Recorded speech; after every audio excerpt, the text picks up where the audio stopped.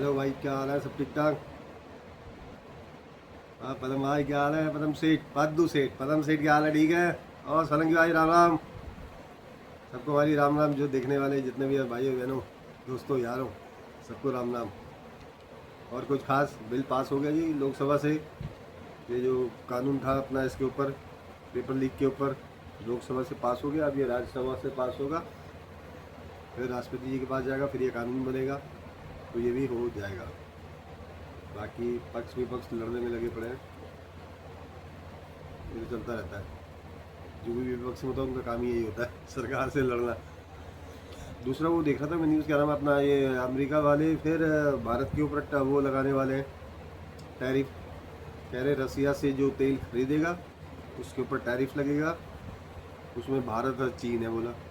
और उनके सीनेट में ये बिल पास हो गया, 84 में से 12, मतलब 84 एक तरफ 12 एक तरफ पास हो गया बोला बिल वहाँ से। ये भारत के ऊपर फिर टैरिफ लगाने के चक्कर में रह रहे हैं यार, कमाल कर दिया। वो ये कहते हैं कि भाई, न्यूज़ वाले कह रहे थे क्या नाम है अपना, ये ईरान से एक तो अमेरिका का जो यूज चल रहा था, अभी फ़िलहाल तो अभी 2-4 दिन से थोड़ा हल्का हो गया, बंद हो गया, क्योंकि उसके हथियार ख़त्म हो गया, पता नहीं क्या ख़त्म हो गया बोला अमेरिका के। और अभी युद्ध विराम शायद चल रहा है मेरे ख्याल से। और दूसरा वहाँ सऊदी अरब और हूती, वो भिड़ गए आपस में, वो उसको मारने पड़ा लगा सऊदी अरब। और जो ईरान के वो हैं जो क्या नाम है, क्या नाम है, वो भी लगे पड़े उसको, सऊदी अरब के साथ भिड़ गए। लेकिन अमेरिका हमारे ऊपर टैरिफ क्यों लगा रहा है? वो ये कहते हैं कि इसलिए लगा रहा है क्योंकि अमेरिका इधर से भी हार गया ईरान से, उधर वो जेलेस्की को सपोर्ट करके उसको बहुत सारा पैसा वेस्ट हो गया। लेकिन रसिया हार नहीं मानने को तैयार है। तो बोला हाँ, रसिया इसलिए नहीं हार मान रहा क्योंकि उसको काफ़ी ये भारत से और क्या नाम है अपना चाइना से काफ़ी तेल वेल खरीदा, तो बदले में उसको पैसा मिलता है रसिया वाले को, तो इसलिए वो नहीं आ रहा, तो अपनी खुंदस निकाल रहा है बोला अमेरिका।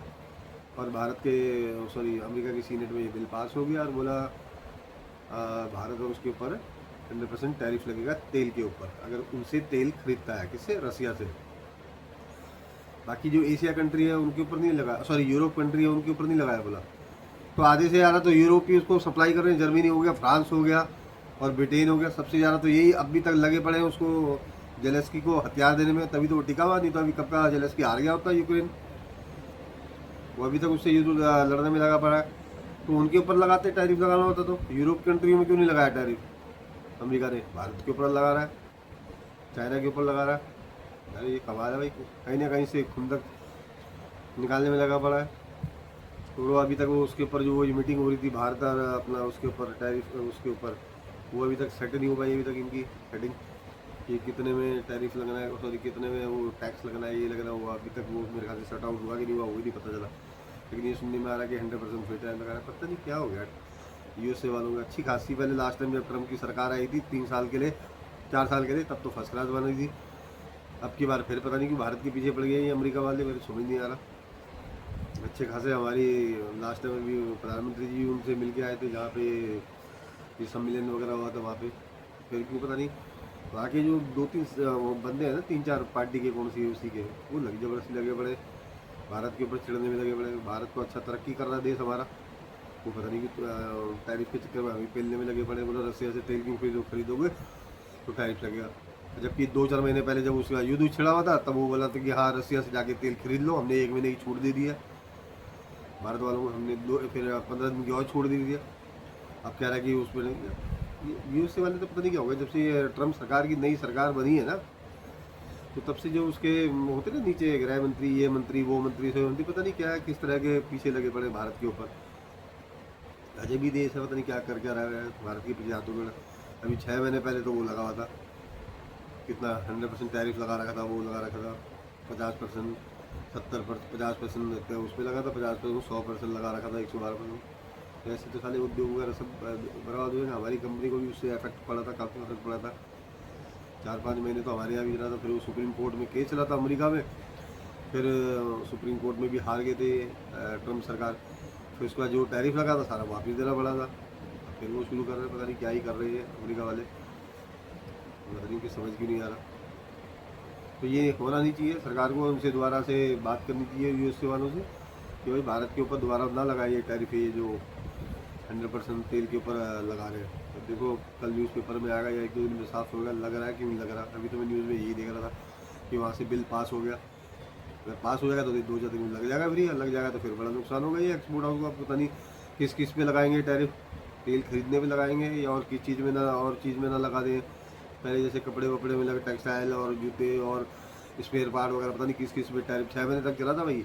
फिर सुप्रीम कोर्ट में केस चला था वहाँ पे जाके यूएसए में, फिर जीत गए थे क्योंकि हमारी तरफ से भी वहाँ केस लड़ा गया था, तो जीत गए थे। फिर सारा टैरिफ वापस भी हुआ, जो टैरिफ जितना लगा था वो सारा वापस भी हुआ। लेकिन उस दौरान पता नहीं कितनी कंपनियां बंद हुई थी भाई भारत में, जब ये 6 महीने टैरिफ लगा था।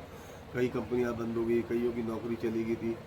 क्योंकि तो अमेरिका एक ऐसा है कि जिससे काफ़ी कंट्रियां एक्सपोर्ट करती है, उससे सामान खरीदती है यूएसए से। तो वो तो क्योंकि देखो वहाँ की जनसंख्या है मेरे ख्याल से 40-42 करोड़। बाकी ये जो जितनी भी कंट्रियाँ हैं, ये फ्रांस फ्रूंस, ये ब्रिटेन स्रिटेन, इनकी ज़्यादा जनसंख्या नहीं है इनमें। सबसे ज़्यादा एक यूएस है जिसमें जनसंख्या 40 करोड़ या 42 करोड़ के करीब है। बाकी तो भारत चीन तो है ही भाई सबसे ज़्यादा जनसंख्या में।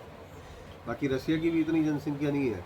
और बाकी ये जितने फ्रांस, जितनी भी बाकी और कंट्रियाँ, कहीं भी नहीं है इतनी ज़्यादा। किसी की 1-1.5 करोड़ होगी, किसी की लाखों में होगी, किसी में 2-4 करोड़, 10 करोड़, 12 करोड़, 5 करोड़, 3 करोड़, इतनी है। इससे ज़्यादा कहीं भी किसी की ज़्यादा वो नहीं है जनसंख्या, सिर्फ यही है। तो यूएसए में है वहाँ, इसलिए यूएसए काफ़ी कंट्रियों को माल भेजता है। तभी तो बार बार धमकी देता रहता है कंट्रियों को, मैं तुम्हें टैरिफ लगा दूंगा, प्रतिबंध लगा दूंगा, बैन लगा दूंगा। तो ऐसी धमकियाँ देता रहता है भाई, क्या फ़ायदा है। हमारी गवर्नमेंट को चाहिए यूएसए से बना के रखो भैया, ये बिग बॉस है भाई गुड। और हमारी कंट्री का काफ़ी बिजनेस इससे यूएसए से होता है। हमारा खुद हमारी कंपनी का कहते हैं कि 90% जो काम है हमारा यूएसए के साथ ही होता है। हमारा एक्सपोर्ट हाउस है ना टेक्सटाइल, तो हमारा जो सबसे ज़्यादा काम होता है वो यूएसए के साथ ही होता है। तो टैरिफ लगाते तो फिर अब दिक्कत आ जाएगी कंपनियों में। पहली साल 6 महीने पहले ही भुगते पड़े हुए, उसके बाद फिर लगा दे तो फिर गड़बड़ हो जाएगी। क्योंकि टेक्सटाइल में लगाया भाई, टेक्सटाइल में लगा, बाकी किसी और कंपनी में लगाएगा तो उनको भी तो घाटा ही होगा। तो ये नहीं होनी चाहिए गाइस। हमारी भारत सरकार को चाहिए कि यूएसए से बात करे, ट्रम्प सरकार से बात करे, और ये जो टैरिफ दोबारा से लगाने जा रहा है ना लगाइए। लगा दी तो बड़ी दिक्कत हो जाएगी भाई। और बताओ बाकी सब ठीक ठाक। आज फिर गर्मी और उमस का महीना है, सॉरी गर्मी और उमस का दिन है। आज उतना उमस तो थी अभी भी है ही उमस। बारिश होती है तो एक आध दिन होती है, उसके बाद फिर रुक जाती है। सुबह मौसम ठीक था, दिन में थोड़ा वैसा हो गया था। अभी शाम को देखो कमरों के अंदर तो फिर भी उमस ही है। बाहर तो फिलहाल फिर भी थोड़ा बहुत ठीक है, लेकिन कमरों के अंदर तो उमस वैसी ही है। और बाकी देखो बिल पास हो ही गया। ये कॉकरोच वालों का क्या नाम है इसका, ये इस पर लगा था, लोकसभा से पास हो गया, वहाँ से पास होने जा रहा है। लेकिन वो क्या नाम है, कॉकरोच जनता पार्टी कह रही है कि अगर वो जितनों के ऊपर वो केस वेस लगे, अगर वो वापस नहीं दिया तो हम दोबारा से आंदोलन करेंगे। जबकि सरकार कह रही है कि भाई, सरकार की सुप्रीम कोर्ट ने भी बोल दिया कि भाई जो भी केस वेस है, बाकी राज्यों ने भी सब, बॉम्बे का भी पड़ा था, उन्होंने भी केस वापस ले लिया। कई बिहार ने जो छात्रों के ऊपर केस दर्ज करे थे वो वापस ले लिए। और सुप्रीम कोर्ट ने भी बोल दिया सारे स्टेटों को वापस ले लो या भाई। देखो जिन बच्चों के ऊपर कोई केस ना हो पहले से, और वो जैसे इसमें गए थे कॉकरोच जनता, उसमें वहाँ पे जंतर मंतर में गए थे, और उनके खिलाफ कोई केस कास ना हो तो उनको छोड़ दिया जाए। बाकी जो वैसे हैं जिनके ऊपर पहले से केस है और वो आंदोलन में बीच में घुस के तोड़ फोड़ करी, या किसी के ऊपर सरकारी कर्मचारी या पुलिस या आर्मी के ऊपर उठाया, तो उनके ऊपर तो कार्रवाई होगी है। जिन्होंने पुलिस के साथ मारपीट किया उनके साथ कार्रवाई होनी चाहिए, हम तो ये कहते हैं। बाकी देखो अब सरकार यही जाने भैया। और बताओ जी सब ठीक है। और पदम सेठ से आज हमारी बात हुई थी, पद्दू सेठ से, तो कह रहे थे भाई काम वगैरह में बिजी रहते हैं इसलिए फ़ोन नहीं उठा पाते। गवर्नमेंट जॉब है, कहते हैं यार हमारे तो फ़ोन भी अलाउड नहीं होता कई बार उठाना, तो इसलिए उठा नहीं पाते। तो परम सेठ से आज बात हो गई है। और सोलंकी भाई सब ठीक ठाक, सब ठीक ठाक। अब नेक्स्ट मीटिंग करेंगे जी 14 अगस्त को, 15 अगस्त से एक दिन पहले। ठीक है जी, पहले से कंफर्म कर दिया हमने। सोलंकी भाई तो हमारा देखता ही होगा, तो 14 अगस्त को फिर बैठेंगे सारे तीनों दोस्त एक साथ और पार्टी करेंगे। और बाकी सब ठीक है जी, कोई ख़ास तो ऐसा है नहीं कुछ। फिर देखते हैं कल क्या होता है। और डेली मैं इस टाइम आता हूँ, तो जो भी मेरे को देख रहे हैं सब्सक्राइब कीजिए, लाइक कीजिए, कमेंट कीजिए, कोई दिक्कत नहीं है। कैसा भी करिए हम जवाब दे देंगे। बाकी वो कंगना रनावत के पीछे सारे फिर पड़ गए कंगना रनावत जी जब भी बोलती हैं कुछ ऐसा बोल देती है जिससे सारे भड़क जाते हैं। अब सारे लोग भड़के हुए तो देख रहा था इंस्टाग्राम में जितने भी ये स्टूडेंट है, खास करके जो महिला स्टूडेंट है उनके ऊपर कंगना रनावत ने बहुत कुछ उल्टा सीधा बोल दिया जिससे सारी भड़क गई हैं जितनी भी है, और वो उनको इंस्टाग्राम वगैरह में सब वो ट्रोल कर रही है, लिखे जा रही है। तो मैं तो कह रहा हूँ उन्होंने बोल दिया, बाकी जो यंग जनरेशन जितनी भी है भाई आप मत बोलो, क्योंकि देखो वो तो एमपी है, मेंबर ऑफ पार्लियामेंट है, तो उनके खिलाफ बोलोगे तो आपके ऊपर भी कार्रवाई हो जाएगी। तो उन्होंने बोला है देखो 1-2 दिन में अपना मान ले, गलती मान ले, ठीक है बात करो। अब ऐसे भी भैया मैं तो कंगना रनावत जी को कहता हूँ कि मत बुला करो, आप एमपी हो, आप थोड़ा सोच समझ के बोलना चाहिए जब भी बोलो ऐसे। जो हाँ मुद्दे सही है, क्योंकि देखो मैंने उनकी जो मूवी देखी थी कंगना रनावत की, मेरे को तो अच्छी लगी थी। पहले जो फिल्मों में इन्होंने मूवियाँ करी थी, एक आधी मूवी देखी थी वो मेरे को अच्छी लगी थी, और वो बोलते भी अच्छी थी, सब कुछ अच्छी थी। लेकिन जब से कहते हैं राजनीति में घुसो तो अच्छे की जबान खुल जाती है और मुंह से कुछ ना कुछ ऐसा निकल ही जाता है।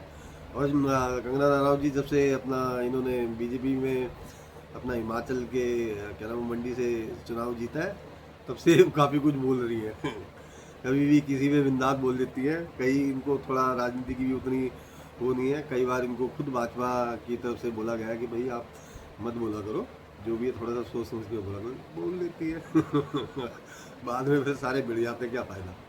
चलो ठीक है, और सब बढ़िया, सब ठीक ठाक। कल फिर मिलते हैं इसी टाइम 10 बजे। अब 11 मिनट 37 सेकंड हो चुके बात करते करते, टाइम हो गया 10:15। चलो फिर ओके बाय बाय, जय श्री राम, कल मिलते हैं, ओके बाय बाय, ओम।